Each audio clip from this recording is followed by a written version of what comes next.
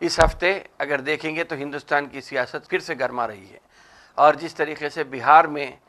जो कोशिश हो रही थी उसे सुप्रीम कोर्ट ने नाकाम बना दिया। अब ये फैसला आने के बाद मैं समझता हूं कि इलेक्शन आईडी, वोटर आईडी और आधार कार्ड की बिना पर जब इलेक्शन होंगे तो मैं समझता हूं कि बहुत सारे लोगों को, बल्कि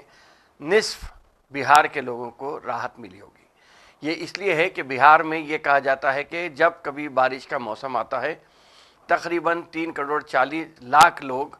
तो महफूज रहते हैं, लेकिन बाकी जो 7 करोड़ की या 8 करोड़ की आबादी में जो बाकी का जो हिस्सा होता है, जो 3 साढ़े 3 करोड़ से ज़्यादा का हिस्सा है,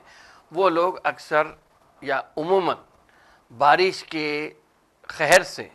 अपने घरों को भी खो देते हैं या घर के 30% से ज़्यादा हिस्सा ज़ेर-ए-आब रहता है। वो खुद अपनी ज़िंदगी गुजारने के लिए कहीं पर भी जहाँ कहीं ज़मीन का कुछ हिस्सा मिल जाता है तो वहाँ पे रहते हैं। हुकूमत बिहार की तरफ से ये कहा जाता है कि कश्तियों में भी खाना सप्लाई किया जाता है, लेकिन फिर भी जो लोग दस्तावेजात से महरूम हो जाते हैं उनको या उनके सरों पर यह बादल मंडला रहा था कि वो वोट डाल सकेंगे या नहीं डाल सकेंगे।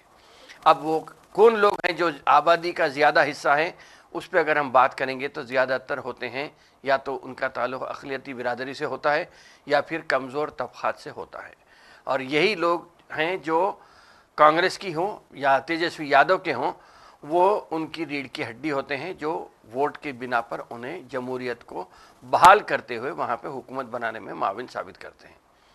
कोशिश बहुत सारी हुई, इलेक्शन कमीशन पे भी बहुत ज़्यादा इल्ज़ामात उठे, इसलिए कि जिस तरीके से इलेक्शन कमीशन का जो रवैया था उससे यही ज़ाहिर हो रहा था कि कहीं ना कहीं ये चीज़ आके बहुत सारे लोगों को परेशान कुन कर सकती है। इसमें भी एक लचक ये है कि 25 जुलाई और 28 जुलाई की जो तारीख़ है उसमें फ़िल वक़्त के लिए तो ये राहत है। 28 जुलाई तक क्या होता है ये आगे सुप्रीम कोर्ट के फ़ैसले पे हम बात कर सकते हैं।